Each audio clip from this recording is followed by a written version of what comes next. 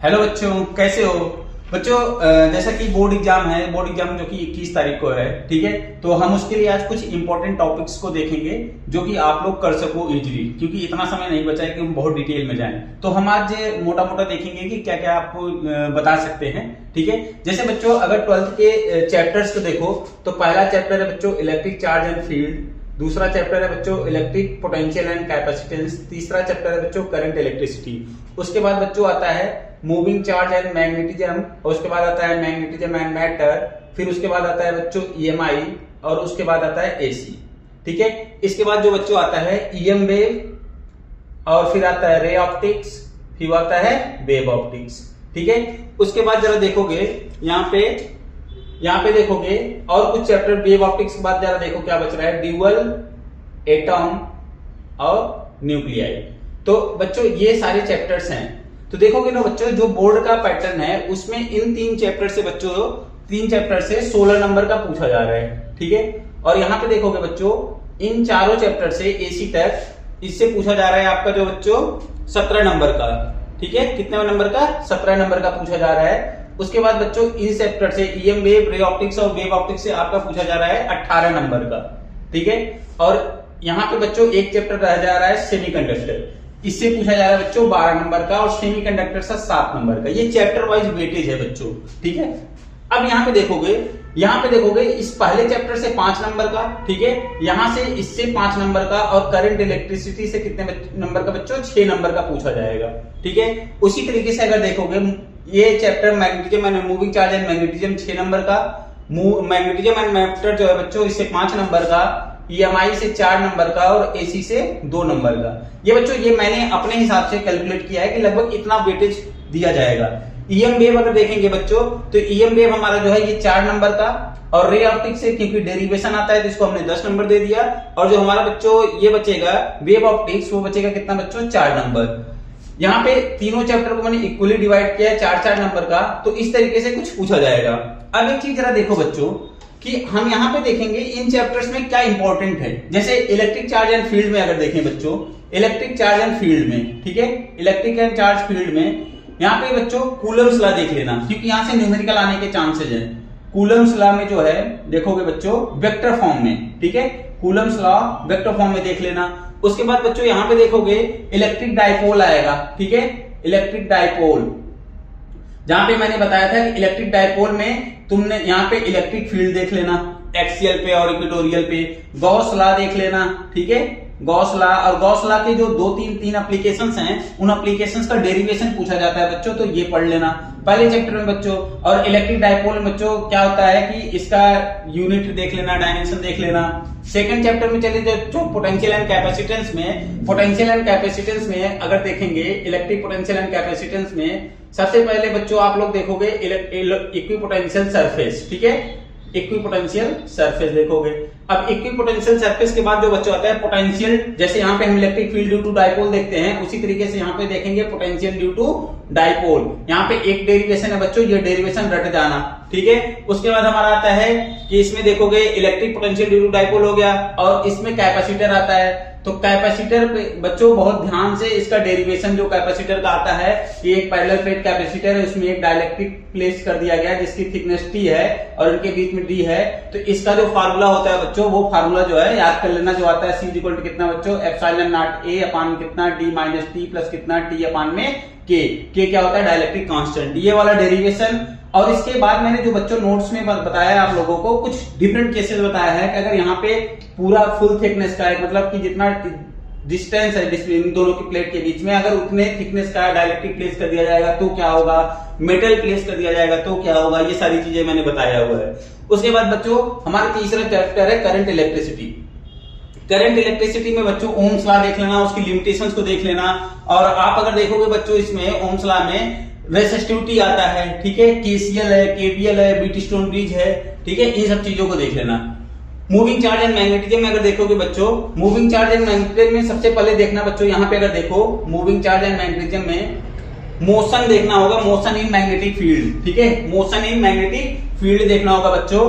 तो बच्चों जैसे अब देखो ये जो हमारा मूविंग चार्ज एंड मैग्नेटिज्म है, मूविंग चार्ज एंड मैग्नेटिज्म में मैं आपको बताया कि सबसे पहले हमें देखना होगा motion of charge particle in magnetic field, motion of charge particle in magnetic field, जहां पे मैंने बताया था कि किसी चार्ज पार्टिकल को जब मैग्नेटिक फील्ड के परपेंडिकुलर डायरेक्शन में और पैरेलल डायरेक्शन में हम फेंकेंगे, किसी वेलोसिटी v से जाएगा, प्रोजेक्ट करेंगे, तो वहां पे हमारा जो रेडियस का फार्मूला बताया था कि पाथ कैसा होगा, किसी केस में जब परपेंडिकुलर फेंकेंगे तो वहां पे सर्कुलर होगा, तो और पैरेलल होगा तो वहां पे हमारा हेलिक्स बनता है। तो ये सब देख लेना, ठीक है। इसके अलावा बच्चों यहाँ पे देखेंगे, इसमें magnetic field due to circular current carrying loop, ठीक है, इसका फार्मूला देख लेना, डेरिवेशन देख लेना, due to circular current carrying loop, ये देख लेना। इसके अलावा बच्चों यहाँ पे देखोगे तो यहाँ पे मूविंग कॉइल गैल्वेनोमीटर आता है, ठीक है। उसके अलावा यहाँ पे आप देखोगे टॉर्क आता है, टॉर्क देख लेना, ठीक है, टॉर्क देख लेना। और इसके अलावा अगर इसके बाद हम देखेंगे मैग्नेटिज्म एंड मैटर में, मैग्नेटिज्म एंड मैटर में सबसे पहले बच्चों देखना कि यहाँ पे तुम्हें एक चीज है कि जो डाया पैरा ऑफ फेरो है, dia para of ferro magnetic material है, डाइपोल मोमेंट देख लेना बच्चों, ठीक है, डाइपोल मोमेंट देख लेना। ये सारी चीजें आपको यहाँ पे इन दोनों चैप्टर्स देखना होगा बच्चों। जैसे ईएमआई में आप देखोगे, ईएमआई में आपको देखना है लेंज लॉ, फैराडे लॉ, और इसमें बच्चों एक आता है मोशनल ईएमएफ, ठीक है, मोशनल ईएमएफ। यहाँ पे आप देखोगे सेल्फ इंडक्टेंस देखोगे, ठीक है, सेल्फ इंडक्टेंस, म्यूचुअल इंडक्टेंस, ठीक है, एल और एम देखोगे। और यहाँ पे बच्चों सोलेनाइड वगैरह देखोगे, ठीक है, सोलेनाइड में मैग्नेटिक फील्ड जैसे सेंटर पे देखते हो तो कितना होता है, म्यू नॉट एनआई होता है, और वन एंड पे देखते हो तो कितना होता है बच्चों, म्यू नॉट एनआई बाई 2 आता है।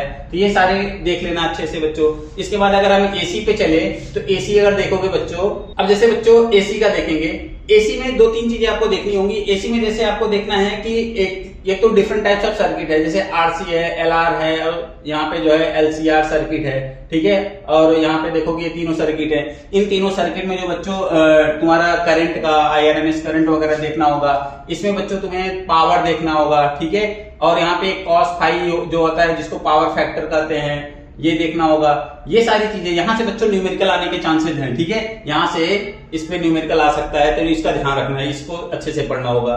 ईएम वेव बच्चों, ईएम वेव से क्वेश्चन जो आ सकता है आपका, इसमें ज्यादा तो है नहीं, वो छोटा सा चैप्टर है, तो एक चीज तो आप देख लेना, ईएम वेव देख लेना, ठीक है। उसके बाद एक आता है डिस्प्लेसमेंट करंट, जो कि डिस्प्लेसमेंट करंट पे न्यूमेरिकल आ सकता है, ठीक है, डिस्प्लेसमेंट करंट पे न्यूमेरिकल आ सकता है।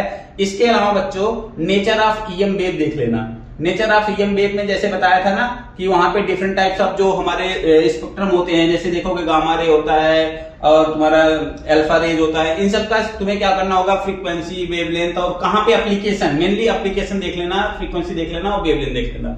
अब इसके बाद अगर बच्चों हम रे ऑप्टिक्स पे आए तो रे ऑप्टिक्स में कुछ डेरिवेशंस हैं, उन डेरिवेशंस को बहुत इंपॉर्टेंट है, ठीक है, क्योंकि इस चैप्टर का वेटेज अगर देखोगे बच्चों रे ऑप्टिक्स का 10 नंबर का है। तो रे ऑप्टिक्स में सबसे पहले देखोगे एक तो तुम्हारा होता है लेंस मेकर फार्मूला, ठीक है, लेंस मेकर फार्मूला होगा। फिर इसमें बच्चों इमेज फॉर्मेशन जो होगा, लेंस मेकर फार्मूला होगा, प्रिज्म फार्मूला होगा, ठीक है, प्रिज्म फार्मूला होगा। और इसके अलावा प्रिज्म में बच्चों डेविएशन देख लेना, ठीक है, डेविएशन देख लेना। और इसके अलावा ये म्यू इक्वल टू जो बच्चों फार्मूला होता है साइन ए प्लस कितना डेल्टा एम डिवाइड बाई 2 अपान में कितना बच्चों साइन ए बाई 2, ठीक है, इसका डेरिवेशन देख लेना। और यहाँ पे एक फार्मूला आता है बच्चों 1 अपान में एफ इक्वल टू कितना म्यू माइनस 1 अपान में R1 माइनस 1 अपान में R2, इसका डेरिवेशन देख लेना, ठीक है। और ये 1 by v minus 1 by u equal to 1 by f, ठीक है, ये सब देख लेना। इसके अलावा बच्चों लेंस का कॉम्बिनेशन देख लेना, कॉम्बिनेशन ऑफ लेंसेज देख लेना, ठीक है, कॉम्बिनेशन ऑफ लेंस। पावर देख लेना, ठीक है, क्या देख लोगे, पावर ऑफ लेंस, ठीक है, यहाँ पे। और इसके अलावा कुछ फिनोमिना है, ठीक है, कुछ ऑप्टिकल फिनोमिना है, उनको देख लेना। यहाँ पे TIR जो कि एक इंपॉर्टेंट है, TIR टोटल इंटरनल रिफ्लेक्शंस की कंडीशंस देख लेना, इसका डायग्राम याद रखना।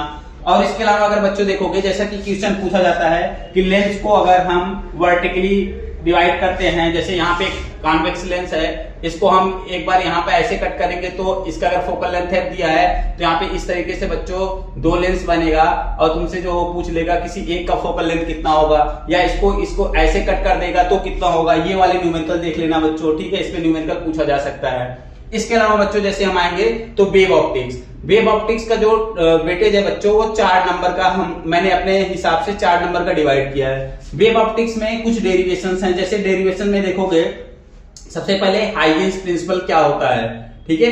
हाइजीन्स प्रिंसिपल बच्चों अच्छे से पढ़ लेना, ठीक है। इसमें सेकेंडरी वेवलेट्स क्या होता है, प्राइमरी वेवलेट्स क्या होता है, ये देख लेना। और हाइजीन्स प्रिंसिपल के थ्रू जो है रिफ्लेक्शन और रिफ्रैक्शन दोनों का प्रूफ, ठीक है, रिफ्लेक्शन एंड रिफ्रैक्शन दोनों का प्रूफ, जो कि मोस्ट इंपॉर्टेंट है बच्चों, इसको पढ़ लेना, अच्छे से डेरिवेशन कर लेना, ठीक है। उसके अलावा बच्चों इसमें आता है इंटरफेरेंस, ठीक है, इंटरफेरेंस आता है। इंटरफेरेंस में बच्चों यहाँ पे देखोगे ये एनालिसिस वाला जो बताया था, ठीक है, वो पढ़ लेना। इस पे न्यूमेरिकल आ सकता है, वो कर लेना, प्रैक्टिस कर लेना, ठीक है। न्यूमेरिकल पीवाईक्यू में देखोगे तो कराया हूं, ठीक है, या पीवाईक्यू की बुक उठा के देखो, वहां से भी कराया हूं, नोट्स में भी कराया हूं। अगर इसके बाद देखोगे बच्चों यहाँ पे एक और आता है डाइफ्रैक्शन। तो डाइफ्रैक्शन से बच्चों वहां पे जो तुम्हारा प्रिंसिपल मैक्सिमा है, सेकेंडरी मैक्सिमा है और मिनिमा है, ये सब का कंडीशन देख लेना और डिफिनीशन देख लेना। और इसमें इन दोनों में डिफरेंस पूछता है बच्चों, 2 नंबर में डिफरेंस पूछता है। और एक चीज ध्यान रखना, जब भी बोर्ड में डिफरेंस आए तो टेबल बनाना बच्चों, कोई सा भी किसी में भी डिफरेंस पूछ रहा हो, टेबल बना के लिखने में थोड़ा सा अच्छा भी दिखता है और एग्जामिनर को थोड़ा सा आसान लगता है चेक करने में, ठीक है। पैराग्राफ बना के मत करना। इसके बाद अगर बच्चों देखेंगे तो हमारा मॉडर्न का टॉपिक आ जाता है। मॉडर्न के टॉपिक बच्चों जिसमें तुम्हारा ड्यूअल है, एटम है, न्यूक्लियाई है और सेमीकंडक्टर है। तो बच्चों यहाँ पे देखो ड्यूअल जो है हमारा है, ड्यूअल का जो वेटेज है बच्चों 4 नंबर का बने, ड्यूअल, एटम और न्यूक्लियाई, इन तीनों चैप्टर का जो बच्चों बोर्ड ने, सीबीएसई बोर्ड ने वेटेज दिया है वो 12 नंबर का दिया है। ड्यूअल में बच्चों एक तो तुम्हारा है फोटो इलेक्ट्रिक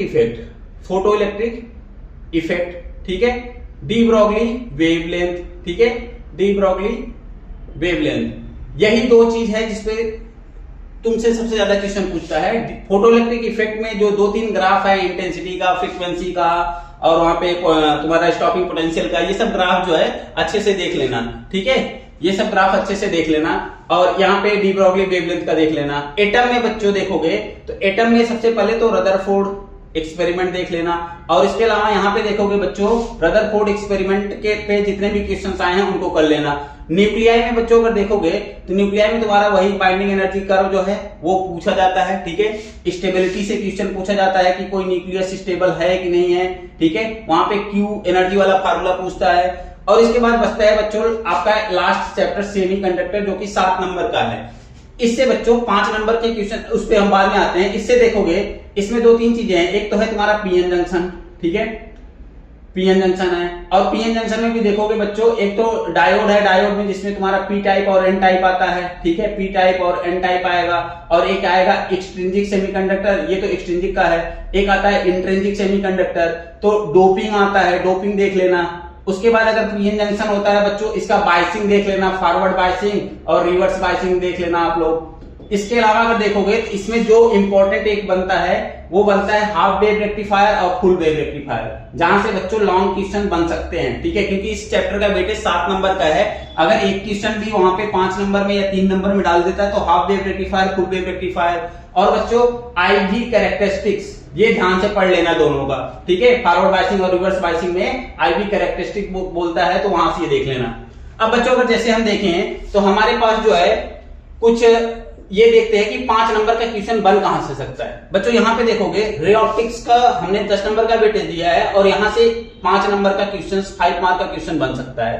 अब 5 मार्क के क्वेश्चन में देखोगे बच्चों तो एक थ्योरेटिकल देता है और एक न्यूमेरिकल दे देगा, ठीक है। अब यहाँ पे रे ऑप्टिक्स में जैसे देखोगे, हाँ एक चीज तो मैं बताना भूल गया बच्चों, रे ऑप्टिक्स में देखोगे माइक्रोस्कोप है, ठीक है, टेलीस्कोप है। बच्चों वेरी इंपॉर्टेंट है, यहाँ पे पूछता है इसका रे डायग्राम अच्छे से बनाना सीख लेना, जिससे कि एग्जाम में एक बार में अच्छे से बन जाए और टाइम की बचत हो, ठीक है। टेलीस्कोप, माइक्रोस्कोप का ये सब का मैग्निफिकेशन देख लेना, ठीक है। तो यहां से बच्चों क्वेश्चंस बनता है, ठीक है, यहां से आ जाएगा, डेरिवेशन आ जाएगा। तो 5 नंबर के क्वेश्चन एक रे ऑप्टिक्स से बनता है। अब जैसे देखोगे बच्चों तो जो 5 नंबर वाले क्वेश्चन पूछे जाते हैं वो 3 क्वेश्चन होते हैं 5 नंबर वाले।